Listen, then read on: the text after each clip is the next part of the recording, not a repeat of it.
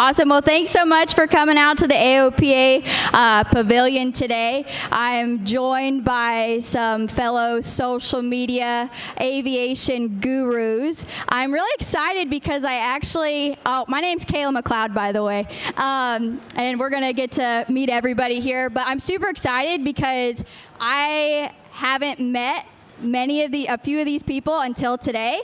So it's going to be a really genuine conversation talking about social media in aviation. So let's just start off. Cortland, you want to give us a go, like who you are, where you're from, what you're doing in aviation, that kind of thing? Okay. My name is Cortland Savage. I'm from Charlotte, North Carolina. I currently founded a nonprofit organization called Fly for the Culture. A little bit about me, I was a crew chief in the Air Force on the C-17, and I also flew jets in the Navy, and I was an airline pilot. I know there's a lack of diversity, so I utilize social media to reach the young people via Instagram, TikTok, and Twitter, and all those social media platforms. My name is Chris Palmer. I am a flight instructor from Alaska, and I've got 2 little boys that are obsessed with aviation, and I just love teaching people how to fly and sharing that on social media. My name's Kayla McLeod. Like I said, I'm a 22-year-old private pilot. I have my own social media marketing business, and I love everything about general aviation. Hi, everyone. I'm Kelly Edwards, known as Kelly Set Go. I'm an adventure travel journalist by land, air, and sea, multi-rated licensed pilot, advanced water diver, mountaineer, survivalist, say Indiana Jones and Laura Croft in real life. I have a TV show on the Travel Channel called Mysterious Islands and a podcast with Travel and Leisure magazine. Hey everyone, I'm Josh Flowers. I'm a flight instructor from down in San Marcos, Texas, and my dad and I bought a 172 back in 2013. He got me into flying, then his currency lapsed, then I got my private, got him back into it. And long story short, I went through my CFII a few years ago and just finished up his instrument. So kind of a full circle story that I've been sharing on YouTube since, I guess, about 2011 was my first year that I started making videos. And it's just kind of grown on YouTube and Instagram, and I just love sharing the beauty of aviation along with the educational aspect and how to be a professional aviator no matter what kind of flight deck you have.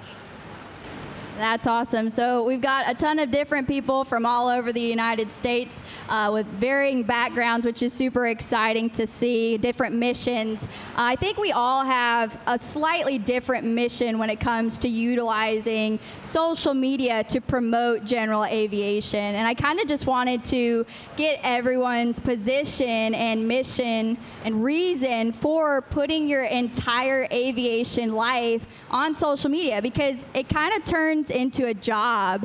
It's, sometimes we're standing back there in the corner, and instead of talking to each other face to face, we're taking pictures, and we're like, guys, we're putting it on social media because it's a job. People are kind of relying on us for information to see what's going on.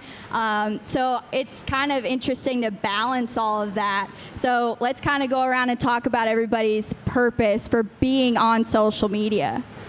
Yeah, so my purpose really I didn't have like a direction when I started necessarily. It was mainly, I've always been into filmmaking and video editing and that kind of stuff. I grew up around my parents having a video production company where they covered live events, and I just kind of grew up helping them with the pre and post-production aspects of it. So I wanted to film my discovery flight. I put it online and got lots of cool feedback, and then I just kind of continued after that. And what it's grown into really is, I used to not be careful about how I presented my flying online. I used to totally not be careful about it. Now imagine if you're a brand new soloing pilot or you're a brand new private pilot and you're putting every move you make on camera for the world to judge. That was me. I grew up in the eyes of the world on YouTube in terms of flying. And I very quickly learned about the law of primacy and that we need to be careful as people on social media and aviation about how we present it. So that's kind of the message that I've tried to really promote with it for the last 5 years, is showing off the beautiful things that you can encounter in the world of aviation, no matter what airplane you're flying, no matter what your mission is, while also everybody has the ability to strive to be as professional as they can in the cockpit and do everything they can to make the situation as safe as possible. So that's kind of what that's what it means to me. Was there a moment that it dawned on you where you're like, I shouldn't be posting every single little move on social media? I don't know if it was a particular moment that dawned on me, but when I was going through initial CFI training and I was going, fundamentals of instructing, I kind of heard mixed reviews on like, oh, the FOI is, that's just human psychology. But then I heard from other people that like, that's human psychology, that's important. And I lean more on the it's a very important side now. But when I learned about the law of primacy, and how when somebody sees something for the first time, that's what they're always going to remember. They're going to remember how they saw you do it. And that goes for seeing something on camera too. So after I started to learn about that concept and be really aware of it when I became a CFI, that's when I was like, okay, I need to really not only pay close attention to what I'm posting and what I'm not posting, but if I do screw something up, it's okay to talk about it and talk about how I screwed something up and how I can prevent it from happening again. Yeah, I feel like social media, in a way, is such a great networking and knowledge base, because you can see what people are doing and how they're doing it, but it's also really important, to know that, hey, if you put a low pass on social media and you're 5 feet above the ground, little Johnny, who's 16, who's in his Cessna 150, is going to see that, and he might try to replicate that, and that's really important. So awesome. Exactly. Not only are they going to try to replicate it, but scroll down in the comments, and you're probably not going to get 3 or 4 deep before you see 91.119, and then it's off to the races from there. So you really got to be careful about it. Set the example. Absolutely. Sounds good. Kelly? So my position on social media is a little bit different. I focus on a lot of things in aviation, in travel and adventure. And I'm from the south side of Chicago. So where I come from, I never met a pilot or saw a pilot, didn't have any aviators in my family. It was something very foreign to me. And the reason why I became a pilot is because I had a goal of being on the Travel Channel. And when I looked at all the hosts, Andrew Zimmern, Anthony Bourdain, Samantha Brown, even Bear Grylls, Josh Gates, all these guys and one woman, they're getting to a place on an airplane, but no one's flying themselves there. And so I said that would set me apart. And so I was sitting at Van Nuys Airport, waiting to catch Burbank Airport, waiting to catch a commercial flight. And between Delta and Southwest, I saw this little plane landing. At the time, I didn't know they were doing touch and goes. And so I Googled one-man small aircraft, and general aviation popped up in the Google search. And I'm like, oh, you mean to tell me I don't have to be in the military to become a pilot? I can go take lessons? Awesome. And so I went and took lessons, got my pilot's license. I was already a diver and a mountaineer and survivalist, and I just put the cherry on top, which is aviation. And that's where all the attention came from, to be honest. They're like, oh, we liked what you were doing before, but the fact that you're a pilot and you're a woman and you're young and you're black, we don't see that. And so for me, it's been an avenue to inspire women, to inspire my culture, my community, and also to show that you can make a really great living as an aviator, but not commercially. Like I have deals with Ford, Travel Channel, Garmin. I've worked with pretty much the who's who, and that's because it started on YouTube and Instagram. So there's a way to make a living at this. And I'm a former banker, and I was being really annoyed at having to only take vacations on bank holidays and being in a cubicle and processing loans and opening accounts. I learned how to save money, but looking out the window and seeing the sky and the world, that's where I wanted to be. So for me, that's what social media has done for myself and my platform. That's incredible. And I think, you and I can really relate on that sort of level. I was not born into an aviation family. I didn't know what general aviation was. I didn't Google one-man small airplane. I think that is awesome. However, I had no idea what a fuselage was. I mean, my first day in a hangar, somebody said, hey, don't put your hand on the fuselage or something. And I'm like, what's a fuselage? So I guess my biggest mission in aviation is just to make it accessible and to share share what we get to do on a daily basis. We are living a life that so many people could dream of, but it's accessible. So many people can get into aviation. It's just all about making it known and telling people you don't have to go $120,000 in debt to become a pilot. You don't have to go to some crazy expensive flight school. You can work your butt off and you can get there. And I think that's a big part of my mission as well, is just showing all the different ways. You don't have to become a flight attendant. You don't have to become a Delta pilot to become successful in aviation. There's so many different avenues to explore. So that's my mission. How about you, Chris? Well, I feel like the energy is pretty infectious here. So, Kelly, I have a question. Do you want to collab sometime? Ready when you are. I was All just right. in Alaska 2 days ago. Awesome. So, I wasn't. yeah. So when I am, let's collab. It's interesting getting on down the line here because I feel like you guys are me, you know? I feel compelled for some reason to share. I'm not sure why, but, you know, I've always been pretty okay with the camera. Obviously, I love to fly. I think a little spin for me is I have a little family. So like I said, a 2-year-old and a 4-year-old. And when we were starting a family, I told my wife, I'm like, listen, if we're gonna make this work, if we're gonna like make a career out of this, like we are going to be an aviation family. That's just who we are. And so like you were saying, Kayla, I'm first gen pilot too. It just seems like the more you take these little steps to molding your life into an aviation life, it's a very rich life. You get to meet amazing people. You get to go great places. My best friends are pilots. I see several of them in the crowd here, including Josh, who I know very well, and just such a quality group of people. So I am very, very happy with my aviation life. I'm very happy to be sharing it. I don't know why I share it, just kind of compelled to do so. And I hope that you out there, when you guys see our stuff, and even doing your own stuff, just share it. It's you don't know who is watching. Kayla and I were talking about it before we got on stage. We kind of feel like no one's ever watching sometimes. Feels pretty lonely sometimes, surprisingly. But, you know, we're all here in this together. It makes the aviation world smaller, so go out and share it. How about you, Cortland? Yeah, my mission on social media is a little different from everyone else. I actually got on social media to increase diversity by utilizing that to reach the young people, because young people are always on their phone on social media, including myself. So what better way to reach them than that? So what I did is, I served in the Navy, and when I was in the Navy flying F-18s, I noticed I was one of the 2 black fighter pilots in the whole entire squadron. But I feel the reason for that was the lack of, you gotta see it to believe it. And a lot of these young people just didn't see someone that looked like them doing it, so I wanted to show them. So what I did is created a page called Fly for the Culture. I got the name from like a rap group. But anyway, started a page called Fly for the Culture, and what I did is just start posting videos of myself flying young kids. I started out in the Cessna 150, just flying kids. I was just exhausted, but I enjoyed it. I kept doing it and kept going. And then I really didn't know much about social media. I just took pictures and put it on there, and it started doing very well. ABC reached out, and I did a show More in Common with my friend Jerome. And that did well, and the rest has been history. Been on every major network just by starting this Instagram.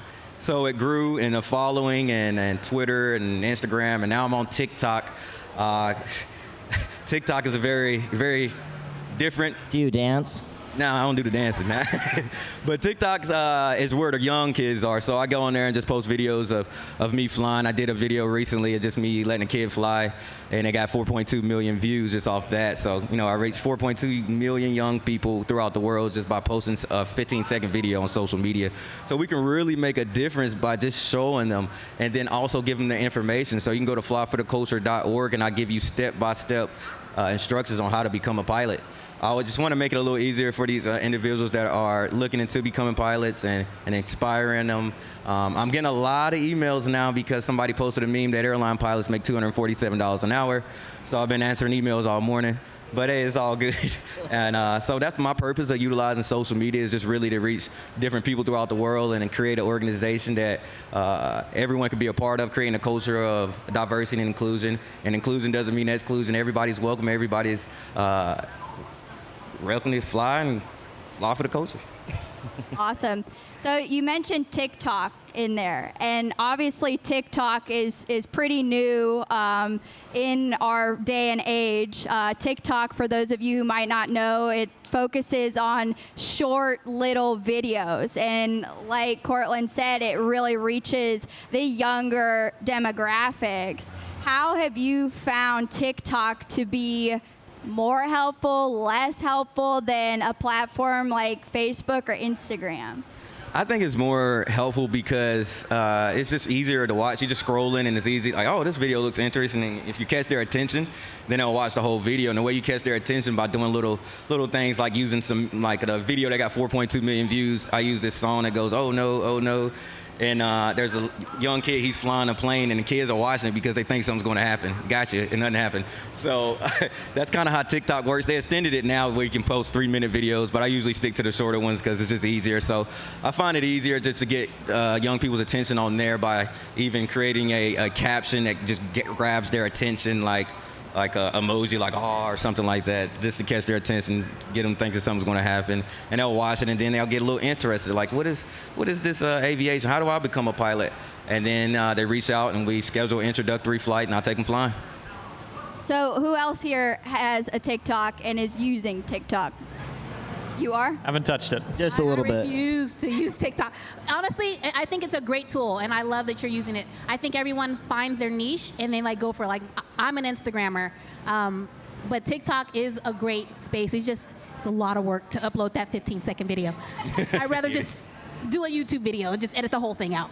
That's like 4 hours of work compared to 30 minutes of work. 4 hours? Oh How my fast gosh. are you editing? I'm in beginning. I'm a baby Premiere Pro person. I'll get there, but oh my gosh. Filmmaking is a huge passion of mine, so I've just never seen where it would fit into my content. I've never tried it though, so I'm totally uneducated, but I'm very into creating a story from start to finish, fit it into 15, 20 minutes, go on YouTube.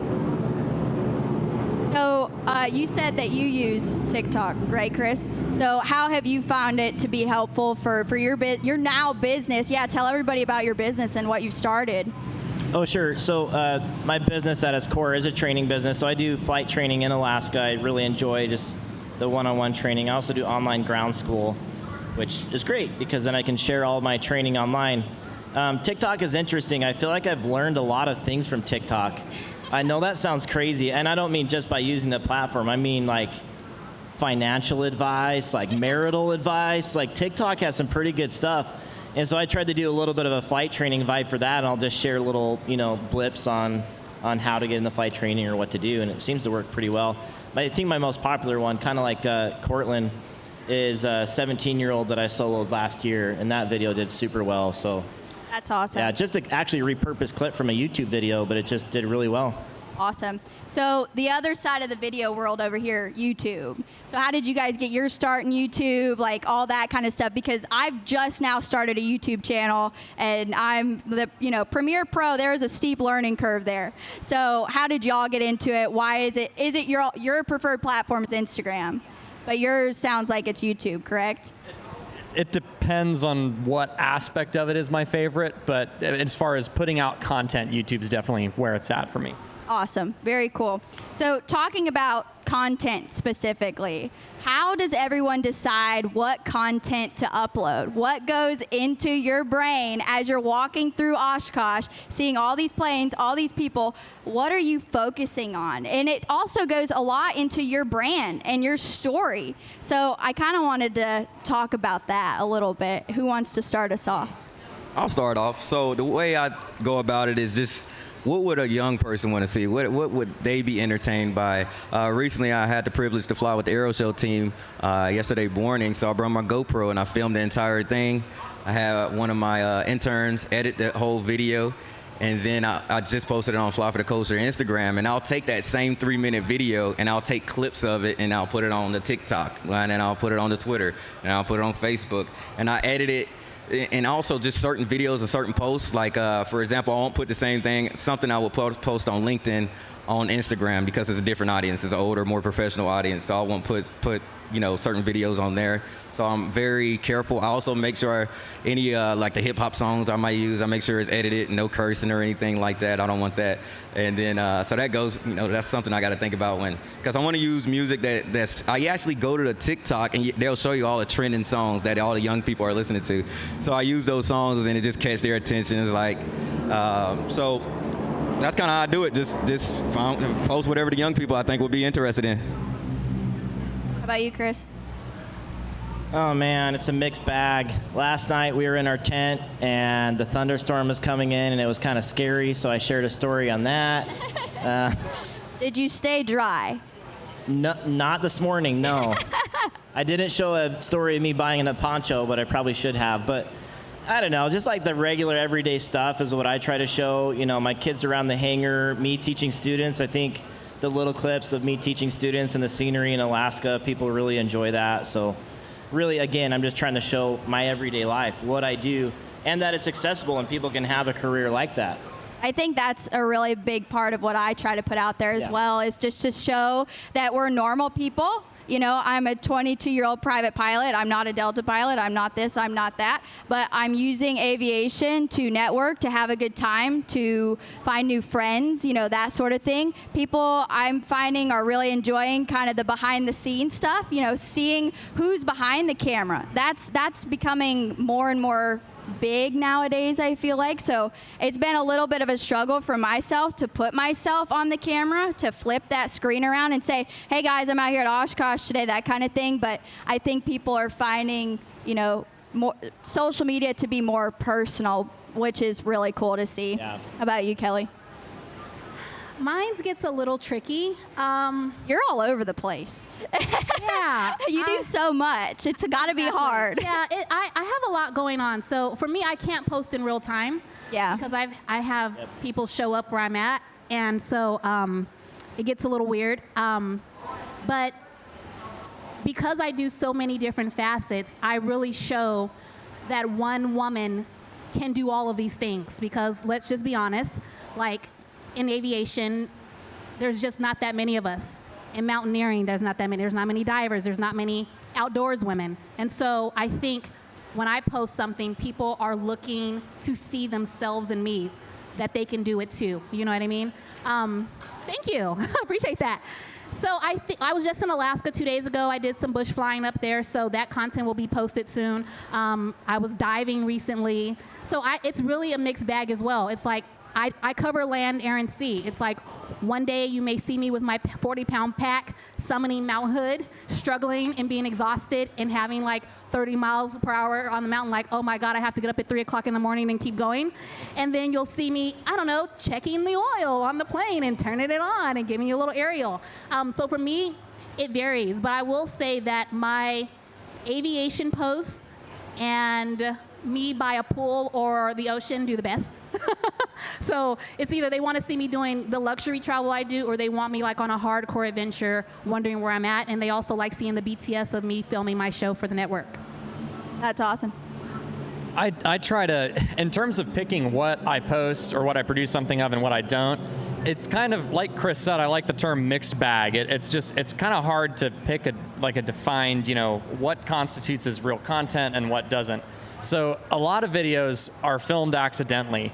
And I've gone on many cross countries where I'm like, I'm not going to roll cameras, and then like the most interesting thing happened, and then I have to explain it in a voiceover later. So now mostly when I do cross countries, I just roll all cameras at all times. I've got huge SD cards. I don't want to miss anything. Like that one time that they asked if angle of attack was on the radio, 991, remember that? My plane. They recognized my tail number and your voice and asked for you. Yeah, that was funny. Just like little things will happen that end up being an entire story in and of itself, and I'm glad I filmed it. Or if I wasn't filming, I regret not filming it. And then there are other things that we actually set out to produce specific content on. Like I just did my seaplane rating in Alaska. Chris was there helping film the entire thing last month. So we specifically set out to accomplish that project. Or we went and flew over by Denali up in the Ruth Glacier and stuff. We set out to specifically film that. So it's just really where the story lies for me. And sometimes that story will accidentally fall into my lap, in which case I need really big batteries and really big cards to make sure I capture it. Or we kind of plan it and plan to go after the story itself. Or like, for example, at Oshkosh, everybody has seen the booths and the air shows and the droves of people. I've captured that for a number of years in a row. What I really want to capture this year is how this really is like a family reunion. I'm seeing so many friends like out here in the crowd and walking around and bumping into people that I didn't realize I was going to miss them not seeing them last year, you know. And these are just people that I've made friends with at Oshkosh, and we just see each other every year, stuff like that.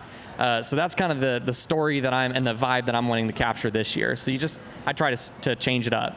That's awesome. And kind of going back on what you said about deciding when to film and when not to film. You know, as someone who's just now gotten into YouTube, that's a really hard decision for me to make because I really struggle with putting all the GoPros in the right places and making sure all my batteries are charged and doing this and doing that. It becomes a job. And I think, especially in aviation, when stuff pops up just like that, we all have to make a decision. And that decision is, are we going to share the content with the world? Are we going to do our job, or are we going to live in the moment and truly embrace it? And that's really, I really struggle with that. Ryan, my fiance, is somewhere in the crowd, but like he lives in the moment, so I'm able to, you know, enjoy that through him. But I mean, can anybody else relate to that? Absolutely. I've taken people, sorry, I didn't mean to cut you off. Fine. I've taken so many people on scenic flights like around downtown Austin or something, and I'll note, like, I'm doing radios and everything, so I'm busy, but I glance over at them, and every time I look at them, their face is buried in their phone taking pictures.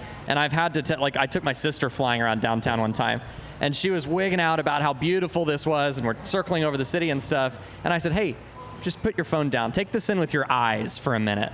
Just watch. Just look at everything and take it in. You've gotten plenty of pictures. Believe me, I've been watching you for the last 25 minutes. Just take it in with your eyes. So it's really important to know when to capture it, when to not. And there's been many, many times that I just say, you know what, cameras are staying home. I'm gonna go to breakfast with my dad, and we're just gonna go fly somewhere and not film it. You know, that's important too. And that's hard when you get home and when you have something really crazy cool pop up, like what y'all were just talking about, and you're like, oh my gosh, if I only had the cameras. But it happens. It's life. We got to do what we got to do. How about you, Kelly? Yeah, it needs to be balanced out. Like, I won't lie, I kind of struggle sometimes with not capturing social media, and that's because mine's is a business, you know? And so I feel like that I will miss out on moments, but I was just reminded this morning that do I need to capture every single thing? And I'm like, maybe you're right, because I do live in the moment, and I feel like when I'm someone's grandmother, I'll be able to reflect. But I might be missing out now because social media is a job, regardless of what people think. And once the money comes along, you start being like, oh shoot, because now people have expectations of you to put things up. You have sponsors, you know, you have collaborations. Not like the collab we're gonna do, but we'll probably get a sponsor for that. But it becomes a lot of work, so you have to find a balance. So I will tell you, if you don't capture it, it's okay, you're 22. I appreciate that. I'm 16, and so I'm giving you some advice that, you know, you have plenty of time to capture all the things, and if you don't, it's okay. Live in the moment. Yeah, I just love doing it sometimes. I love putting my phone down, especially, you know, at family times and taking family flying and that sort of thing. There is a line. I'm going to play devil's advocate for a second because this, I like that. Yeah, this week as I was rolling in, I have a journal app, and even the iPhone does it now, but it tells you like memories from 2, 3, 4 years ago. And so I'm getting all of these memories I forgot of when I was at Oshkosh, or like people I saw or ran into, and like seeing my friends and seeing them younger, like old instructors and stuff. It's really cool. And so for me, I tell myself that it's okay if I have a phone sometimes, because I get to look back and I get to see that part of my life again. And with how vibrant and wonderful the images are now, it's like, it takes me back. You know, it's like smelling your grandma's fresh baked cookies again. It's the same sort of feeling. It just takes you right back to that time. So that's my devil's advocate. No, I love that. I kind of record everything. I just record everything. That's what's gotten you here. Yeah, exactly. This is the party side of the line here. So I just kind of record everything that I found interesting. I know that sometimes I feel like I want to take in a moment, but you know, I flew fighter jets. I've been to Speed and Sound. I dropped bombs. I shot a gun off a plane than I do in real life. So you know, I had a lot of fun. So I try to capture all these moments that, you know, that, like flying with the Aeroshell team. Most people want to just sit back and enjoy that, but I've watched that video like 18, 20 times already, and I keep feeling the same feeling that I felt when I was in the airplane. So I find it's very important to sometimes capture those moments, because then you get to go back and replay them over and also get to share it with the world. And just a real hot thought here. When something like that happens, where especially if it's like inspirational for yourself, like the Aeroshell team, I got to fly with them too. Really cool. It kind of reminds yourself in those struggling times that you can still do this and you're going to make it through. and that you can get back to that place. Say you've been out of flying for a while, maybe it's a medical issue, maybe it's a money issue. It just gives you that little oomph to keep going. And then also I'd like to add, by getting on social media and doing really well with it, you can potentially get a job or start getting paid. I'm recently partnered with P6 Aviation, a Cirrus-only flight school in Fairfield, New Jersey, running their social media. And also now I get access to all their SR-20s, SR-22s, Vision Jets, Honda Jets, and all that. So, you know, that opportunity wouldn't happen if I didn't get on social media. That's awesome. Yeah. So we kind of touched on it a little bit, but I'm going to ask kind of a deep question to everybody. How has social media, particularly in aviation, changed your life? Because I know it's changed my life. I mean, with all the unique experiences, getting to network, it's become an extremely powerful tool for me. I mean, I was flying with the Phillips 66 Aerostar guys this morning, and I'm like, I wouldn't be here right now if I didn't record, you know, my life. So it's been an incredible tool for me, and I'm curious to see how social media has changed all of y'all's lives too.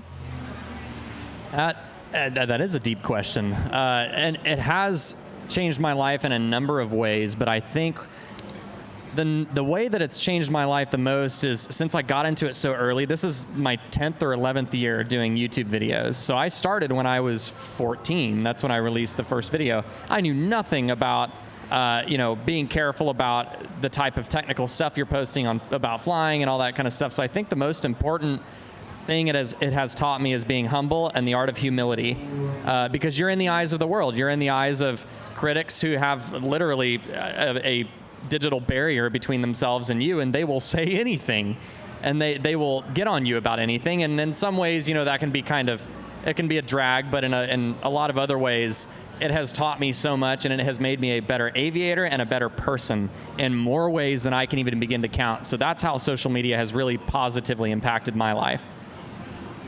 How about you, Kelly?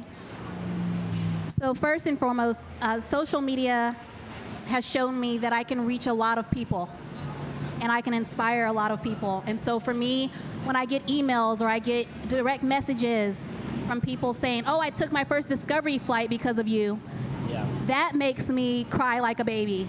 I mean, even just flying over here from Chicago, they're like, my Discovery flight is in 2 days. Thanks so much. I was just like, oh my gosh, like I have chills thinking about that. So the impact of being able to reach the masses without having to meet them in person is incredibly important.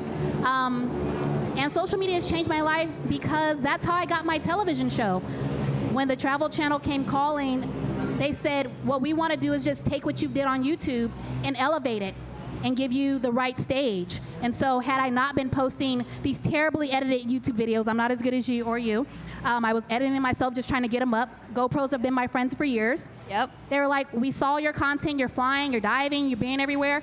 We're gonna put that on a TV show. So social media changed my life in that way, giving me, I'm the first African-American woman to have a television show on Travel Channel, and the second woman, period, in 20-something years after Samantha Brown. So thanks, YouTube.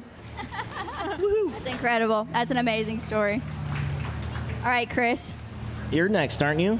Oh, well, I guess This is a tough question. You got to answer your own question. I didn't want to answer this question. She's avoiding it. I am, slightly. Okay, what was my question? How has social media changed my life? Really being able to connect with so many wonderful people. I wouldn't be here where I am now without all the people I have in my life. Social media is how I met my now fiance, Ryan. He reached out on Facebook after he saw me solo at his home field. So he's like, hey, and Ryan's just a nice guy. He wasn't trying to hit on me or anything. So you think? I mean, that's what I've been told for the last 4 years, so whatever, right? But he reached out to me on Facebook, and he said, hey, my family has hangar D18. Come over anytime. We'd love to show you the airplane, show you the hangar, that sort of thing. And I think back on that so much, because if I wouldn't have posted that picture, if I wouldn't have been on social media showing everybody, hey, I just soloed today, I might not have ran into him. I might not, have had all these wonderful opportunities with him and his family, and I'm truly blessed to be part of his family now. So, that's kind of a short story. There's so many other ways social media has changed my life. The incredible opportunities, the traveling, the experiences of a lifetime, all thanks to this digital world that we live in and the people that come along with it. The platform is just the means to the people, and the people are what change the lives. So that's how. Did that answer your question? Yeah, well, I was testing you because I knew you looked off my cue card. You took my answer, so. Oh my gosh. Your cue card in your brain? Yeah, exact same thing. It's cliche, but it's all about the people. Like, a good example is my friend here, Kevin. He's filming me right now, but he met me at Lake Hood in Alaska, and he recognized my airplane, and he came up and introduced himself from Instagram. He knew me from Instagram, and we've since become really good friends. And I'm not that old, but the older I get, the more I realize like life is pretty short, and the stuff that matters to me most is just like personal connections and relationships. So for me, I do like the creating of the media part of social media, but for me, I love the social part. That is what it's like for me. Like, Alaska's pretty isolating. I live in a small little town, not a lot's going on. I'm alone in my hangar a lot of the time, so I really love this opportunity to get together with people, to meet people. I love teaching people. I've had a lot of students from social media that I get to fly with from all over the world, so yeah, I have so many really meaningful, deep relationships right now because social media has gone well for me the last 4 or 5 years. But all I want to do, this is cool, don't get me wrong, but all I want to do is go eat ice cream with my bros later and watch the air show, That's awesome. That's what Oshkosh is all about, right? 100%. Awesome. Yep. How about you, Cortland? Yeah, social media definitely has changed my life. I'm here. This is my first time at Oshkosh, and imagine just first time here, you walk in Monday morning to welcome by your sponsor, Bose Aviation, who escorts you to the aero show team, gives you a ride, and the next day you get to come talk with AOPA. My father, when I got my pilot's license at the age of 17, AOPA is the first organization I ever known of, and my father still has a sticker on the back of his truck, and now to be here today is just, it's amazing. I'm getting a little choked up, sorry. But anyways,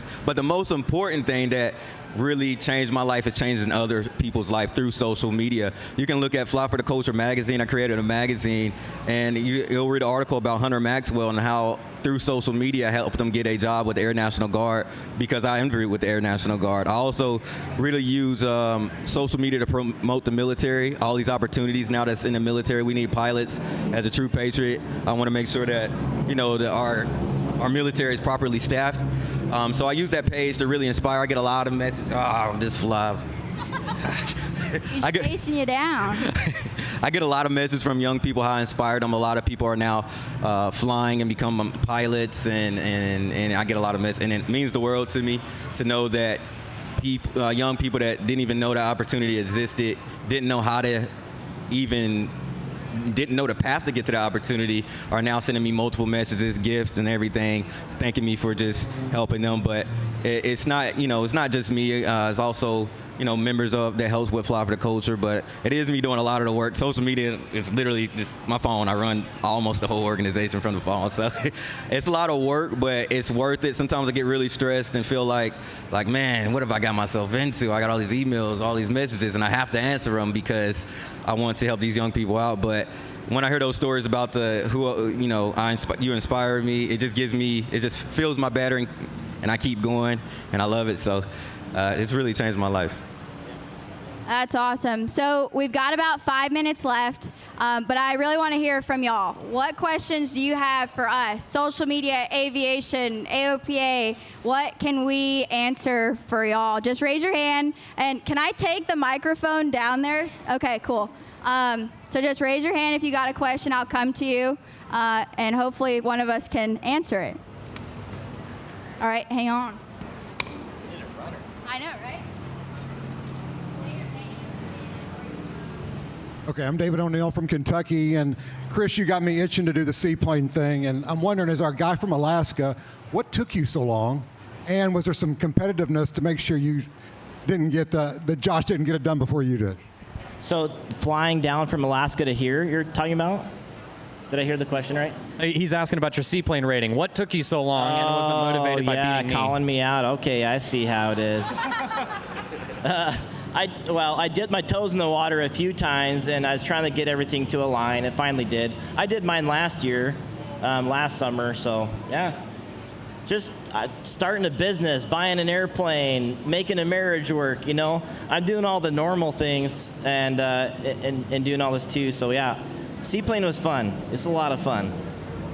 Yep. Who's next? Purple? Everybody's got planes in Alaska. Yeah. Barely any cars. My name's Austin Bassett from Indiana, and I have a question for the two instructors. It's just how to be the best instructor you can be and how to improve in being an instructor. It's kind of a little bit hard to hear up here. You were asking what are some tips on being the best instructor you can be? Okay.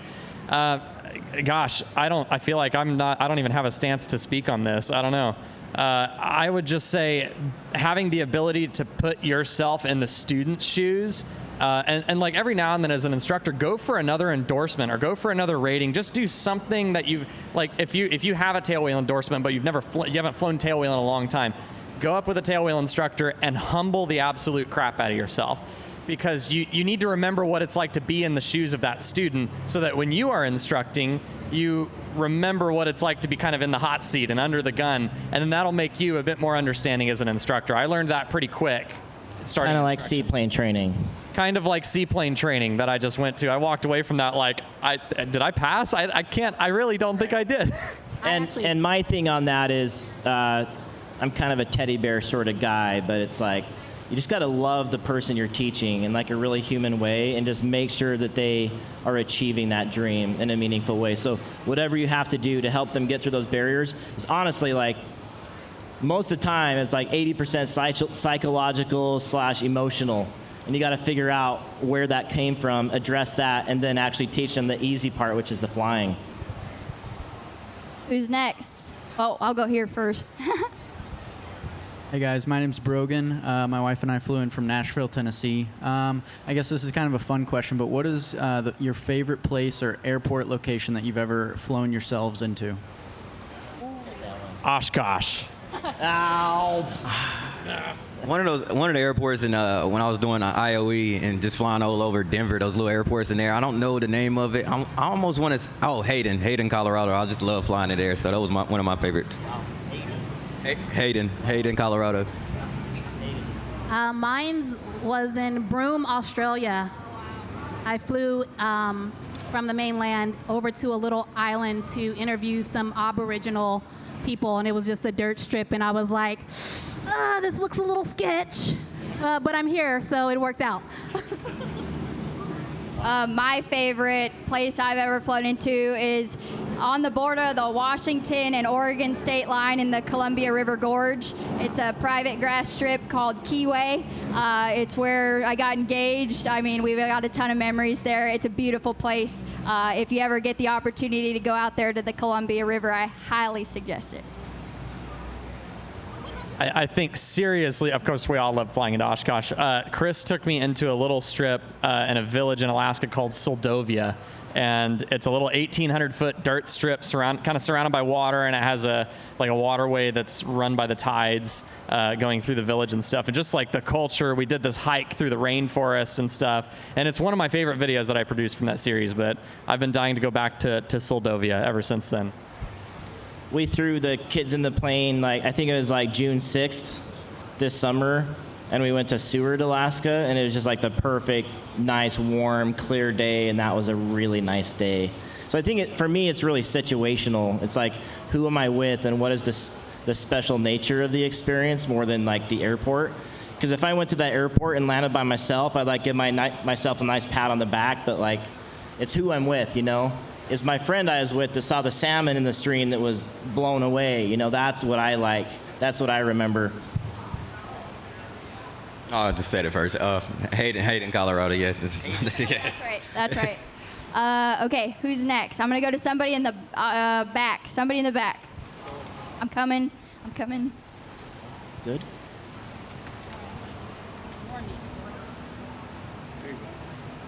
I just wanted to ask Chris to give us a clear. Oh, that's right. You posted that. I forgot about that. I forgot to yell my clear. All right, who else has a question for us? Up front. I ain't see that coming. Scared the crap out of me. Hi, I'm George, and I'm from Columbus, Ohio. I just wanted to ask Josh, on your West Coast series, you never like explicitly talk about it, but in the Mooney, I saw you had like speed brakes. It looked like on it.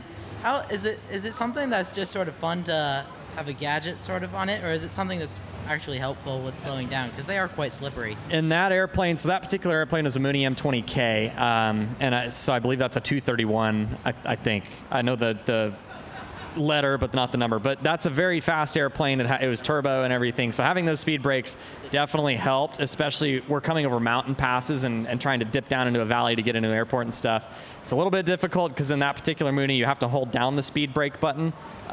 So it's kind of weird if you have to like go reach the throttle or something. You have to like switch hands to keep the speed brakes up. But yeah, absolutely necessary. All right, I got room for 2 more questions. Anybody? Okay. This is for anyone to answer, but what does the industry need to do? And I think you touched on this a little bit earlier, but what does the industry need to do to bring more minorities into it, whether that means women's or any person that may be considered a minority? Very interested in that. Let me dive right into that real quick. It starts with all of you. When you see a young black or brown person at the airport, don't ask us if we're lost. Don't ask us if you can help us. When we're at an airport, we knew why we're there. I get asked to this day, why am I there? Or why are you going to the airplane? Why are you going to the left side? Because I'm the captain, okay? So it's intimidating when you have a person who has never been exposed to aviation and their first experience at a general aviation airport is questioning their presence. So it starts with you guys. Be welcoming. Say, hey, you want to check on my plane? Explain some of the basics. That will save a lot of time. It will encourage that person. They will feel welcome. So that's where it starts, just to be frank and honest. And one word, permission, right? Yes. Everyone needs permission to be part of aviation. Yes, it's for, I always say this all the time, it is for everyone. And, you know, coming from my community, it's just something we're not exposed to. They tell us to become athletes and rappers and maybe a movie star, but they don't talk about the other avenues of careers in this world. And so if you have the oddball per se, I was the odd kid. When everyone was riding bikes, I was riding a unicycle. You know, that's just how I grew up. My parents were like, all the things you want to do, we will encourage that. So it's really important when it takes a lot of courage to show up in these places. And so, like I said, make it welcome. And the fence around the airport doesn't help. That's a major problem. Yeah, it keeps the moose out, but like it doesn't help people feel like it's approachable, you know? So I think what we can do is everyone can just give permission, because sometimes like parents aren't giving permission, spouses aren't giving permission, and really actually the biggest one is there's a lot of like where people aren't giving themselves permission to chase that dream. So. Very good. One more question. All right.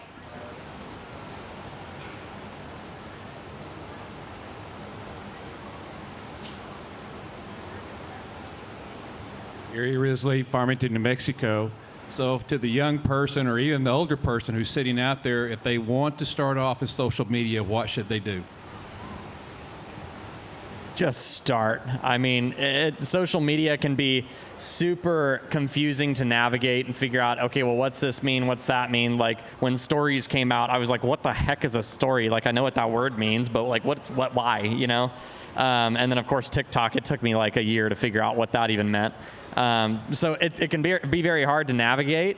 So that's where just, you know, asking somebody, like, you know, ask somebody that's already doing it, like, you know, what's the best social media network for me to start out on, or whatever the case may be. But I think most of the time you just got to kind of dive into it and start, you know, make a YouTube account, and start posting. Make an Instagram account, start posting. I was going to say, to be honest, like there's levels to social media depending on the age you are. If you are a more mature individual, Facebook is usually where you hang out. I would start there. You know, if you're a millennial, you would probably do Instagram and Twitter. If you are a, what are you? I think I'm a Gen Z. Oh, Gen Z. Or maybe, I don't know. Maybe TikTok. But YouTube is the all-encompassing, you know. And just so you know, don't feel pressured to make a perfectly edited video. Throw up what you got. It'll get better over time. Don't think that it has to be precise. Yeah, there are no rules. I mean, there's some rules when it comes to social media, but you can be as creative as you want. Put out, be yourself, be authentic. Don't try to imitate someone else and what they're doing, because that's their brand, that's their image. We love social media because there's so many different faces, so many unique people. Tell your own story. Yeah, and I don't know if you have any grandkids, young nieces, nephews. Just ask them. They'll show you how to do it. Boom. A useful asset. Well, thank you all so much for coming out today. We really, really appreciate it. The turnout was fantastic. So thank y'all.